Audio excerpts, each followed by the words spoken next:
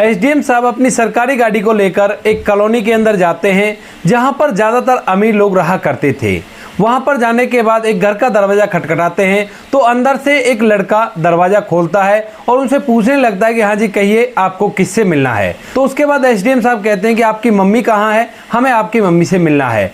तो उसके बाद अंदर से एक बुजुर्ग महिला निकलकर बाहर आती है और जैसे ही वो एसडीएम साहब के सामने पहुंचती हैं तो एसडीएम साहब एकदम से उनके पैर छूने लगते हैं। अब बुजुर्ग महिला जैसे ही देखती है कि ये तो बहुत बड़ा अधिकारी है, इसके साथ सरकारी गाड़ी है जिस पर बत्ती लगी हुई है और साथ में इसके सिक्योरिटी भी है, तो वो उससे कहने लगती है कि अरे साहब आप मेरे पैर क्यों छू रहे हो। तो इसके बाद जो एसडीएम साहब होते हैं वो उनसे कहने लगते हैं कि माँ आपने मुझे नहीं पहचाना, मैं आपका वही सतीश हूँ जिसे आपने ढेर सारी किताबें दी थी। अब इस बात को सुनने के बाद जो वह महिला है गौर से एसडीएम साहब की तरफ देखती है और एकदम से उसे पहचान लेती है। कौन थी ये बुजुर्ग महिला जिसके एसडीएम साहब पैर छू रहे थे और क्या कहानी थी इन दोनों की जिस वजह से एसडीएम साहब इससे मिलने के लिए आए थे।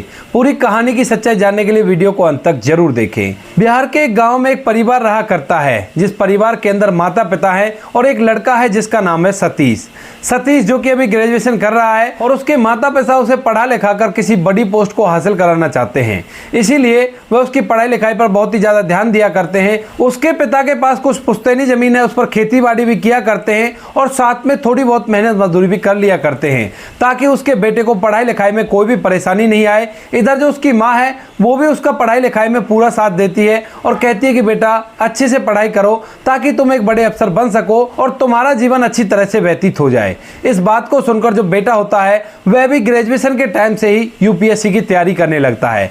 धीरे धीरे समय बीतता है और समय के साथ साथ उस परिवार की खुशियों को किसी की नज़र लग गई थी। एक दिन सतीश का पिता मजदूरी पे गया हुआ था और वहां एक छोटा सा एक्सीडेंट होने के कारण उसके पिता को बहुत ही गहरी चोट लग जाती है। इसके बाद सतीश के पिता को हॉस्पिटल में भर्ती कराया जाता है और वहां पर जाने के बाद डॉक्टर साहब उसके लिए ऑपरेशन बोल देते हैं और ऑपरेशन में बहुत ही ज़्यादा खर्चा आने वाला था। अब यह बात जैसे सतीश को पता चलती है तो वो ढाई परेशान हो जाता है क्योंकि उसके पिता की जितनी भी आमदनी हुआ करती थी उस सारी आमदनी से वो घर का गुजारा कर लिया करते थे और बचे कुचे पैसे सतीश की पढ़ाई में लग जाया करते थे। लेकिन आज उसका पिता जिंदगी और मौत के बीच में खड़ा हुआ है और उसको बचाने के लिए ढेर सारे रुपए पैसे चाहिए। तो इसके बाद जो सतीश होता है वह अपनी माँ से बात करता और माँ से बात करने के बाद अपनी उस पुश्तैनी जमीन को भी बेच देता है। बेचने के बाद उससे जो पैसे आते हैं उन पैसों को अपने पिता के इलाज में लगा देता है और अपने पिता का इलाज करने के लिए डॉक्टर साहब से कहने लगता है। तो डॉक्टर साहब उसके पिता का इलाज स्टार्ट कर देते हैं, लेकिन उसका पिता अभी तक भी होश में नहीं आया था, वो ऐसे बिस्तर के ऊपर पड़ा रहा करता। इसके बाद डॉक्टर साहब से वो पूछता है कि डॉक्टर साहब आप बताइए अब कैसी कंडीशन है पिता की। तो उसके बाद डॉक्टर साहब कहते हैं कि अभी एक और ऑपरेशन करना पड़ेगा और उसके बाद भी हम ज़्यादा कुछ नहीं कह सकते। अब यह बात सुनकर सतीश को बड़ा ही बुरा लगता है तो वह अपनी माँ के पास जाता है और अपनी माँ को पूरी कंडीशन बताता है। तो उसके बाद उसकी माँ कहती है कि बेटा अब ऐसा करते हैं कि ऊपर वाले के भरोसे छोड़ देते हैं, अगर ऊपर वाला चाहेगा तो तुम्हारे पिता ठीक हो जाएंगे। लेकिन बेटा जो होता है वो अपने पिता से बहुत ही ज़्यादा प्यार किया करता है तो वह कहता है कि माँ ऐसा नहीं होगा, हम अपने पिता का ट्रीटमेंट ज़रूर से कराएंगे। तो उसकी माँ कहती है कि बेटा आप कहाँ से कराएगा, हमारे पास जो पुश्तैनी ज़मीन थी उसको तो हम बेच चुके हैं, अब इतने पैसे हमारे पास कहाँ से है। तो इसके बाद जो बेटा सतीश होता है वो कहता है कि माँ कुछ पैसे तो उस ज़मीन में से बच गए थे और कुछ पैसों का इंतजाम और करना है, तो इसके लिए मैं चाहता हूँ कि क्यों ना हम इस घर को बेच दें जिस घर के अंदर हम रहा करते थे। अब यह बात सुनकर उसकी माँ फूट फूट कर रोने लगती है और कहती है कि बेटा तू ये क्या कह रहा है, अगर हम इस घर को बेच देंगे तो हम रहेंगे कहाँ पर। लेकिन जो सतीश होता है वो अपने घर को भी बेच देता है और उन पैसों को वो अपने पिता के इलाज में लगा देता है। लेकिन दोस्तों फिर भी जो डॉक्टर साहब हैं वो उसके पिता को नहीं बचा पाते हैं और उनकी मौत हो जाती है। इसके बाद सतीश अपने पिता का अंतिम संस्कार करता है और अपनी माँ को लेकर एक किराए के मकान में शिफ्ट हो जाता है, क्योंकि अब तक वो उसी मकान में रह रहे थे जो मकान सतीश ने बेचा था। उसने मकान मालिक को अपनी कंडीशन बता दी थी तो उसने कहा था कि कोई बात नहीं भाई, जब तक तुम्हारे पिता का इलाज हो तुम यहीं पर रह सकते हो। लेकिन जैसे उसके पिता की मौत हो गई तो उसके बाद सतीश को वो मकान छोड़ना पड़ता है और उस मकान को छोड़कर जाते हुए सतीश और सतीश की माँ की आंखों में ढेर सारे आंसू आ गए थे, क्योंकि सतीश की और सतीश की माँ की यादें इस मकान में बसी हुई थी। उसके उस पिता की यादें थी इस मकान में जिस पिता ने उसे पाल पोस कर इस लायक किया था और उसे पढ़ाई लिखाई के लिए प्रोत्साहित किया था। इसके बावजूद वो दोनों वहां से निकलते हैं और एक किराए के मकान में शिफ्ट हो जाते हैं। अब शिफ्ट होने के बाद जो सतीश होता है वह अपनी माँ से कहता है कि माँ कोई बात नहीं, अब मैं बड़ा हो गया हूँ तो मैं मेहनत कर लूँगा और मेहनत करने के बाद घर का भरण पोषण आसानी से कर लूँगा। इस बात को सुनने के बाद उसकी माँ कहती है कि नहीं बेटा, तू ऐसा कर, तू अपनी पढ़ाई लिखाई पर ध्यान दे और मैं तुम्हारे लिए मेहनत करूँगी। मैं कहीं पर कोई काम ढूंढ लूँगी और उस काम को करके परिवार का भरण पोषण भी कर लूँगी और साथ में तुम्हारी पढ़ाई के लिए भी पैसे पैदा कर लिया करूँगी। अब यह बात जैसे सतीश सुनता है तो उसकी आंखों में आंसू आ जाते हैं और वह झट से अपनी माँ को गले से लगा लेता है। वो कहता है कि माँ, आपको कोई भी परेशानी लेने की जरूरत नहीं है, मैं दोनों काम एक साथ में कर लूँगा, मैं पढ़ाई भी कर लूँगा और साथ में नौकरी भी कर लूँगा, जिससे हमारे परिवार का गुजर बसर हो जाए। ऐसा कहकर उसने अपनी माँ से मना कर दिया था और इधर उधर अपने लिए काम ढूंढने लगता है। उसे जैसा भी काम मिला करता, जो भी काम मिला करता, उस काम को कर लिया करता और ज़्यादातर वो ऐसा काम किया करता जहाँ पर उसे निगरानी रखनी पड़ा करती, क्योंकि निगरानी रखते समय वह पढ़ाई भी कर सकता था। तो इसी तरह से वह इधर उधर काम करते हुए एक पॉश कॉलोनी के वॉचमैन की जॉब पकड़ लेता है। वहां पर वह वॉचमैन की जॉब किया करता और दिन के समय में जब उसे कोई काम नहीं रहा करता तो अपनी एक किताब को लेकर वहां पर पढ़ाई करते रहा करता। अब बीते दिनों में उसकी ग्रेजुएशन भी कंप्लीट हो गई थी और उसने अच्छे नंबर से अपनी ग्रेजुएशन को कंप्लीट कर लिया था।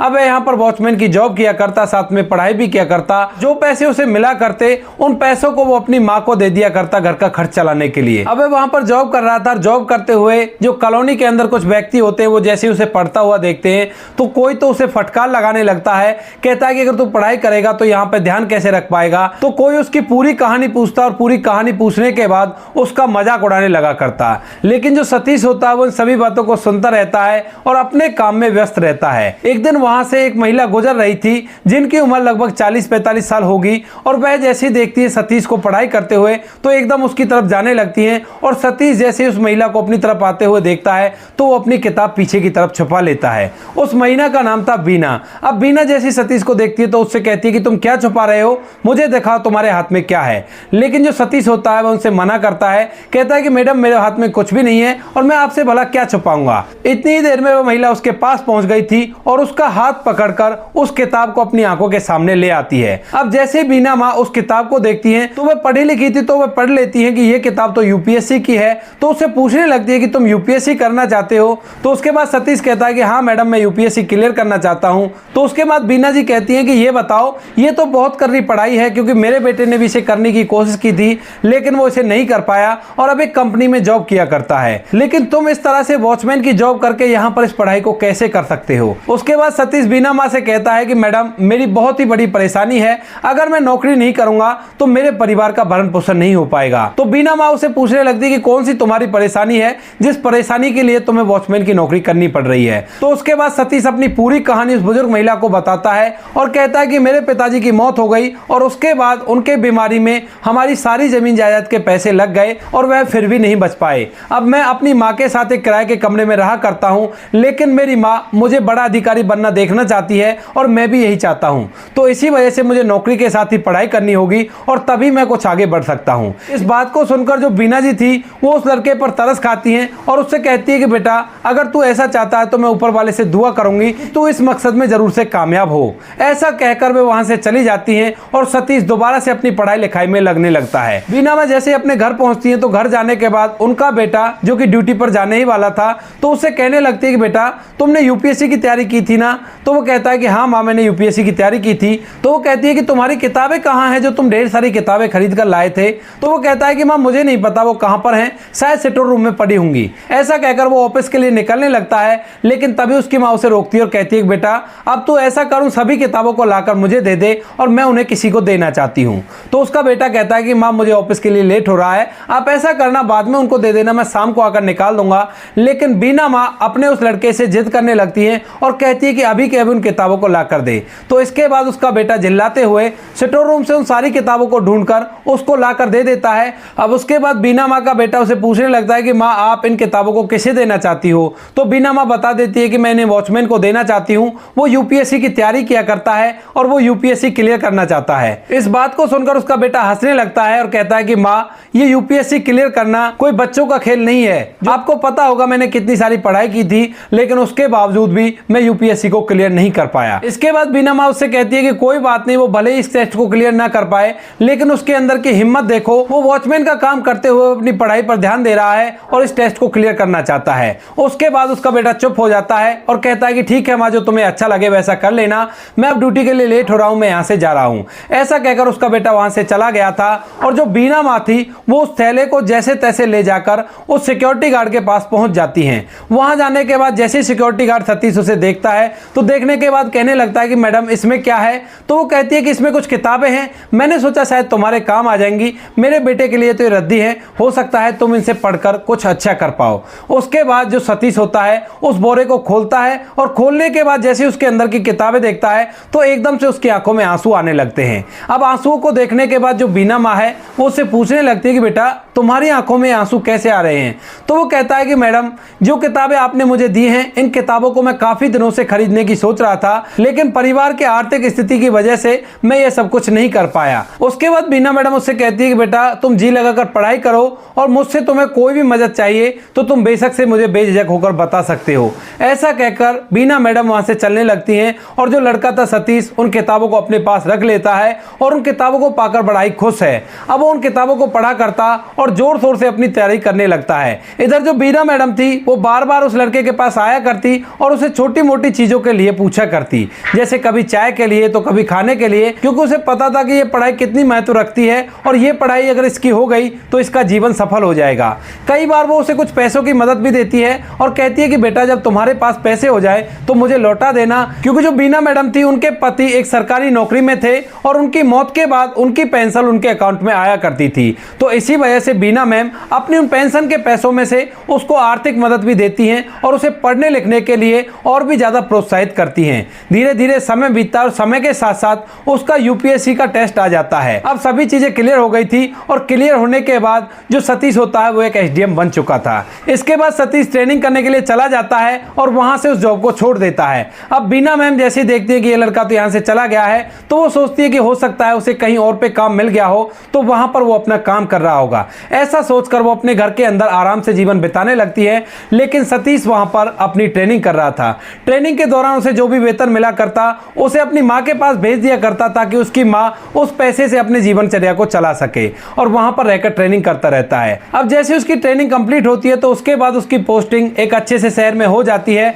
और पोस्टिंग के पहले ही दिन जो सतीश होता है वह अपने साथ अपनी गाड़ी को लेता है और गाड़ी को लेने के बाद सीधा उस पोस्ट कॉलोनी में पहुंच जाता है जहां पर वो मैडम रहा करती थी, जिन्होंने उसे आर्थिक मदद भी दी थी और साथ में ढेर सारी किताबें दी थी ताकि वो पढ़ लिख कर एक बड़ा आदमी बन सके। अब जैसे एसडीएम साहब की गाड़ी उस कॉलोनी में घुसती है तो वहां पे जो सिक्योरिटी गार्ड था जो अब सतीश की जगह पर था वह एकदम से सैल्यूट मारते हुए गेट को खोलता है और इस बात को देखकर हैरान है कि एक एसडीएम साहब इस कॉलोनी में आकर क्या कर रहे हैं। उसके बाद जो सतीश होता है वहां पर सीधा बीना मैम के घर पर जाता है और वहां जाने के बाद घर का दरवाजा खटखटाता है। अब जैसे एसडीएम साहब ने दरवाजा खटखटाया था तो अंदर से बीना मैम का बेटा बाहर निकलता है और बाहर निकलने के बाद जैसे देखता है कि घर के दरवाजे पर एक सरकारी गाड़ी खड़ी हुई है और सामने जो व्यक्ति है वो कोई बड़ा सरकारी अधिकारी है, तो उससे कहता है कि हाँ साहब बताइए आपको किससे मिलना है। तो उसके बाद जो एसडीएम साहब होते हैं वो कहते हैं कि आपकी माँ कहाँ है, हमें आपकी माँ से मिलना है। तो जो बीना मैडम का बेटा होता है वह अपनी माँ को आवाज लगाता है तो उसकी माँ घर के अंदर से धीरे धीरे बाहर की तरफ आने लगती है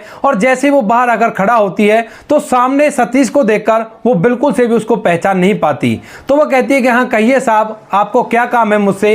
इसके बाद जो सतीश एसडीएम साहब थे वो एकदम से बीना माँ के पैर पकड़ लेते हैं। अब इस बात को देखकर कि कॉलोनी के अंदर कोई एसडीएम आया है तो चारों तरफ के लोग भी वहां पर इकट्ठा हो गए थे। उनमें से वो लोग भी थे जो कभी कभी सतीश का मजाक बनाया करते थे और कहा करते थे कि तुझ जैसा फटीचर अगर यूपीएससी क्लियर कर लेगा तो हम लोग किस लिए हैं। यहाँ पर जैसे बीना जी देखती है कि एक बहुत बड़ा अधिकारी मेरे पैरों को पकड़ रहा है तो वो थोड़ी सी पीछे हो जाती है और कहने लगती है अरे भाई कौन हो तुम और इस तरह से मेरे पैर क्यों पकड़ रहे हो। तो उसके बाद जो एसडीएम साहब होते हैं वो उन्हें अपना परिचय देते हैं और कहते हैं कि माँ आपने मुझे नहीं पहचाना, मैं आपका वही सतीश हूँ जो यहाँ पर वॉचमैन की नौकरी किया करता था।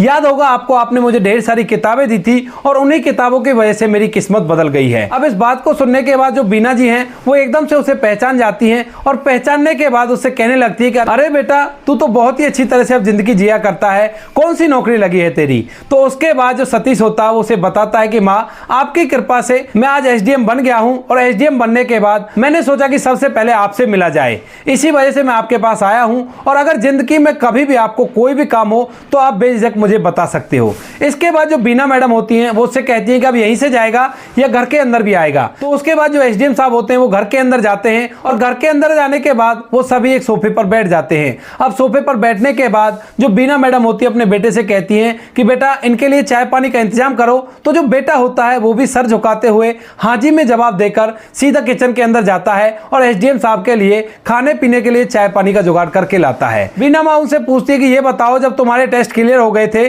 तो तुमने पहले क्यों नहीं बताया। तो उसके बाद वह बताता है कि मैं आपको पूरी तरह से सरप्राइज देना चाहता था कि जिस लड़के पर आपने भरोसा किया है वो कामयाब हो गया है और कामयाब होने के बाद ही मैं आपको बताना चाहता था। इसके बाद जो एसडीएम साहब होते हैं वो अपनी गाड़ी में से कुछ मिठाइयां जो बीना माँ के लिए लेकर आए थे उन मिठाइयों को लाकर बीना माँ को दे देते हैं और उसके बाद एसडीएम साहब बीना माँ से कह देते हैं कि माँ अगर आपको जिंदगी में कभी भी किसी भी चीज की जरूरत हो तो आप सीधा मेरे पास आ सकती हो और मैं आपकी उस चीज में मदद करूंगा। ऐसा कहकर एसडीएम साहब वहां से चले जाते हैं और वहां से जाने के बाद दोबारा से अपनी ड्यूटी को करने लगते हैं। तो अब वो अपनी माँ के साथ सरकारी आवास में रहा करते हैं और मेहनत और ईमानदारी से अपना काम किया करते हैं। ड्यूटी करते हुए एक दिन अचानक से उनके ऑफिस पर बीना माँ आ जाती हैं और जैसे एसडीएम साहब सुनते हैं कि बीना माँ यहाँ पर आई हैं तो एकदम से अपनी कुर्सी से खड़ा होते हैं और गेट के बाहर से बीना माँ को ऑफिस के अंदर ले जाते हैं। वहां जाने के बाद सम्मान के साथ उन्हें बैठाते हैं और बैठाने के बाद उनके लिए चाय पानी मंगाते हैं। उसके बाद बीना माँ से वो बात करते और पूछते कि माँ आप यहाँ पर क्यों आई, अगर आपको कोई ज़रूरी काम था तो आप मुझको बुला लेती, मैं वहीं पर आ जाता। इस बात को सुनने के बाद जो बीना माँ है वो थोड़ी सी मायूसी दिखाई दे रही थी और कहने लगती है कि बेटा काम ही कुछ इतना ज़रूरी था कि मुझे खुद ही तुम्हारे पास आना पड़ा। तो उसे पूछने लगते हैं कि माँ क्या दिक्कत है, आप मुझे बेझिझक होकर बता सकती हो, वैसे भी आपके ढेर सारे एहसान हैं मुझ पर, उनमें से कुछ ना कुछ तो चुकता हो जाएंगे। इस बात को सुनने के बाद बीना माँ एसडीएम साहब को बताने लगती है कि जो मेरा बेटा था उसे किसी व्यक्ति ने गलत तरीके से फंसा दिया है और उसके खिलाफ एक कानूनी कार्रवाई हो रही है। अब जो फंसाने वाले लोग हैं उनकी दूर दूर तक जान पहचान है और वो लोग मेरे बेटे को जेल में बंद कराना चाहते हैं। तो मैं चाहती हूँ कि तुम कुछ ऐसा करो ताकि मेरा बेटा बच जाए क्योंकि वो निर्दोष है। इसके बाद जो एसडीएम साहब होते हैं वो कहते हैं कि ठीक है माँ आप टेंशन मत लीजिए, आप ये बता दीजिए कि आपके बेटे का केस कहाँ पर चल रहा है। उसके बाद बीना माँ उसे पूरी डिटेल देती है। उन डिटेलों को पढ़ने के बाद एसडीएम साहब एक फोन मिलाते हैं और फोन मिलाने के बाद उन लोगों को बता देते हैं कि जिसके ऊपर तुम कार्रवाई कर रहे हो वो मेरा खास बड़ा भाई है और अगर तुम लोगों ने गलत तरीके से उसे फंसाया है तो फिर तुम देख लेना क्या होगा। इसके बाद जैसे ही ये बात दूसरा अधिकारी सुनता है तो एकदम से एसडीएम साहब से कह देता है कि नहीं साहब ऐसा कुछ भी नहीं होगा, अगर कुछ भी गलत हुआ है तो मैं उसे ठीक कर दूंगा। ऐसा कहने के बाद वो फोन काट देता है और फोन काटने के बाद जो एसडीएम साहब है वो बीना माँ की तसल्ली बढ़ाते हैं और कहते हैं कि माँ आप चिंता मत करो, आप मेरा नंबर ले जाओ और अगर आपको कोई भी दिक्कत हो, अगले 12 घंटे तक आपके इस केस में कोई भी कार्रवाई ना हो तो आप बेझिझक मुझे फोन कर देना, मैं वहीं पर आकर आपकी समस्या सुलझा दूंगा। लेकिन अगले 6 घंटे के अंदर ही उनका बेटा सलाखों से बाहर आ गया था और उस पर लगाए गए सारे इल्जाम हटा दिए गए थे। अब अक्सर सतीश अपनी माँ को लेकर भी बीना मैम के पास जाया करता और दोनों परिवारों में एक दूसरे के प्रति अलग ही तरह का अट्रैक्शन हो गया था। कभी कभी त्योहार मनाने के लिए बीना माँ सतीश के पास पहुंच जाया करती अपने परिवार को साथ, कभी कभी सतीश अपनी माँ के साथ बीना मैम के यहाँ पर पहुंच जाया करता इसी त्योहार को मनाने के लिए। तो दोस्तों ये थी कहानी एक लड़के की जो कभी वॉचमैन था लेकिन वो एसडीएम बन गया। उस बीच जिसने उसका साथ दिया उसका भरपूर साथ उन्होंने निभाया। आप क्या कहना चाहते हो एसडीएम साहब के बारे में, आप क्या कहना चाहते हो बीना माँ के बारे में, आपकी जो भी राय कमेंट सेक्शन में लिख सकते हो, लोगों के साथ शेयर कर सकते हो। वीडियो अगर अच्छा लगा हो तो वीडियो को लाइक और चैनल को सब्सक्राइब जरूर करें ताकि हमें थोड़ा बहुत हौसला मिले आप लोगों के लिए ऐसे अच्छे वीडियो बनाने के लिए। इन कहानियों को सुनाने का उद्देश्य किसी को परेशान करना बिल्कुल भी नहीं है। यह कहानी आपको इसलिए सुनाई जाती है ताकि आप लोग इन कहानियों में से कुछ ना कुछ सीख सको और अपने जीवन में उस चीज को अप्लाई कर सको। मिलते हैं किसी नेक्स्ट वीडियो नए टॉपिक के साथ, तब तक के लिए जय हिंद, जय भारत, जय हिंदुस्तान।